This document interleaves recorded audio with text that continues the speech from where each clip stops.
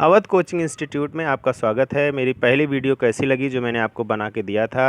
आगे हम अब दूसरी वीडियो देखने चलते हैं। तो मैंने आपको जो पहली वीडियो थी उसमें लिटरेचर उसकी जेनर के बारे में बताया था। लिटरेचर की जेनर क्या होती है, पोइट्री की मैंने डेफिनेशंस बताई थी और एलिमेंट्स ऑफ पोइट्री मैंने बताया था। आगे हम लोग पढ़ते हैं फॉर्म्स ऑफ पोइट्री। पोइट्री कितने तरह की होती है। बेसिकली इसको दो फॉर्म में रखा गया है। एक सब्जेक्टिव पोइट्री होती है जिसमें हम लोग लिरिक, सोनेट, ओड और एलिजी चार चीज़ों को रखते हैं। इसके बाद ऑब्जेक्टिव पोएट्री आती है जिसमें हम लोग narrative poetry, dramatic poetry, epic poetry, descriptive poetry और बैले को रखते हैं। तो आप इसको याद रख सकते हैं, लिरिक, सोनेट, ओड और एलिजी। तो ये सब्जेक्टिव पोएट्री होती हैं। आगे बढ़ते हैं हम लोग। फॉर्म्स ऑफ पोएट्री में हम सबसे पहले देखते हैं लिरिक पोएट्री क्या होती है, उसकी डेफिनेशन क्या है। ये मैं इसलिए बता रहा हूँ, सिर्फ इतना इसलिए चर्चा कर रहा हूँ कि आपके इंटर के कोर्स में है लिरिक पोएट्री और ये सारी जो पोएट्री हम आपके सामने, सोनेट क्या है, ओड क्या है, तो ये आपकी सिलेबस में डिस्कस किया हुआ है। इस वजह से मैं इसकी चर्चा कर रहा हूँ। तो लिरिक पोएट्री क्या होती है। ये लिरिक पोएट्री जो होती है फॉर्मली किसी एक व्यक्ति को का पर्सन है, एक व्यक्ति की इमोशन है, एक व्यक्ति की फीलिंग है, वो अगर एक्सप्रेस कर रहा है तो उसको हम कहते हैं लिरिक। और लिरिक जो है ये एंशियंट लिटरेचर, ग्रीक लिटरेचर से लिया गया है, जिसका जो है वो लिरिक लिखा जाता है, which was defined by its musical accompaniment usually on a string instrument known as a lyre. तो लायर के हिसाब से, मतलब जैसे आपने कभी कभी देखा होगा कि कुछ कंसर्ट वगैरह होते हैं तो वहाँ पे लायर का यूज होता है। लायर मतलब हो गया जैसे जो वीणा वीणा बजा करके फिर म्यूजिक बजाई जाती है, गाई जाती है, तो उसको लिरिक कहते हैं। और इसमें जो है जो पोएट होता है वो अपनी खुद की थॉट और सेंटीमेंट को बताता है, ना कि किसी दूसरे बारे में। मतलब अगर कोई रो रहा हो, कोई बहुत ज़्यादा परेशान हो या बहुत ज़्यादा खुश हो, तो उसकी जो अपनी इमोशन है वो व्यक्त करता है, सिर्फ उसके अपने बारे में होती है, बाकी उसका किसी से कोई लेना देना नहीं होता। अगर हम बात करें लिरिक की ही, तो लिरिक की जो कैरेक्टरिस्टिक होती है, उसकी विशेषता जो होती है वो क्या होती है, वो हम लोग देखते हैं। ये शॉर्ट पोएम होती है dealing with a single emotion. इसमें हमेशा बात की जाएगी तो सिंगल पर्सन, सिंगल इमोशन, बाकी बहुत घुमा फिरा के कोई चीज़ें नहीं कही जाती हैं। जैसे अगर अब कोई व्यक्ति गाना गा रहा है, तुझे देखा तो ये जाना सनम, इसका मतलब क्या है कि उसने किसी को देखा और वो अपनी फीलिंग को कह रहा है कि तुझे देख लिया तो ये हो गया, वो हो गया। वो चीज़ें हम लोग उसको हम एक लिरिक में रख सकते हैं।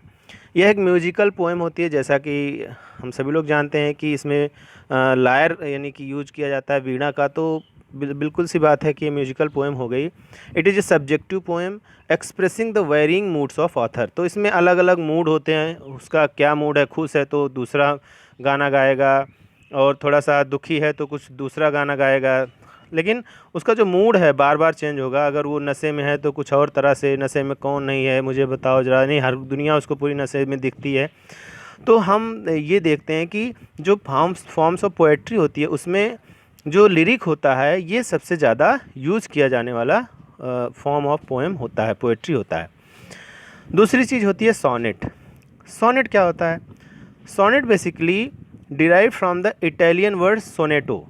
इसको सोनेटो वर्ड से लिया गया है, जिसका मतलब होता है छोटे छोटे सॉन्ग, लिटिल सॉन्ग, और स्मॉल लिरिक यानी कि छोटी लिरिक। यानी कि जैसे गाने होते हैं बड़े हो जाते हैं लिरिक, आप बड़ा भी गा सकते हैं, छोटा भी गा सकते हैं, आप अपनी इमोशन को जितना ज़्यादा शब्दों में व्यक्त कर देंगे कोई दिक्कत नहीं। लेकिन सोनेट क्या होता है, यह एक फिक्स होता है कि इससे ज़्यादा बड़ा नहीं होगा, तो इसीलिए इसको स्मॉल लिरिक कहा जाता है।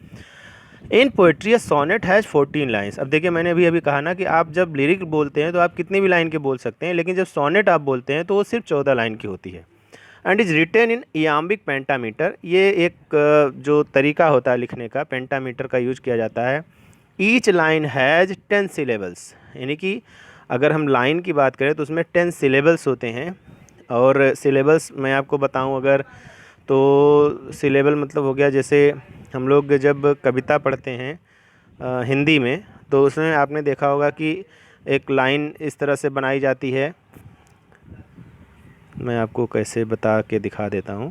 जैसे एक लाइन ऐसे बनाई जाती है, इसको 1 सिलेबल कहते हैं, इसको 2 सिलेबल कहते हैं, ऐसे आपने हिंदी में पढ़ा होगा। तो उसी तरह से इंग्लिश में भी होता है। तो एक लाइन में यानी कि 10 सिलेबल होते हैं, या हम कह सकते हैं 10 लेटर होते हैं, कम से कम 10 लेटर होते हैं। It has a specific rhyme scheme, और इसकी जो लाइनें जो होती हैं उसकी एक स्पेसिफिक राइमिंग होती है, मतलब कि वो ऐसे नहीं कि कुछ भी उठा के रख दिया, उसकी एक पर्टिकुलर अच्छी सी राइमिंग स्कीम होगी। इसको हम लोग आगे पढ़ेंगे राइमिंग स्कीम होती क्या है।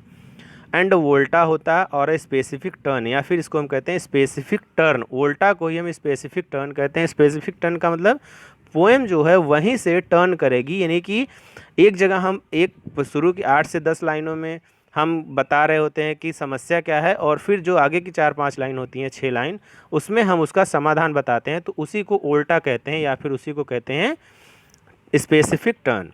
Generally sonnets are divided into different groups based on the rhyme scheme they follow, यानी कि अलग अलग होती है। The rhymes of a sonnet are arranged according to a certain rhyme scheme. The rhyme scheme in English is usually AB, AB, CD, CD, EF, EF, GG, and in Italian AB, BA, AB, BA, CD, CD। ये जो है, ये मैं आपको जब poem पढ़ाने लगूंगा तो मैं आपको बताऊंगा कि क्या होती है, कैसे होती है। तो इस तरह से हम लोग का ये जो वीडियो है ये मैं यहीं पे समाप्त करता हूँ। इसके बाद हम फॉर्म्स ऑफ पोएट्री में आगे देखेंगे।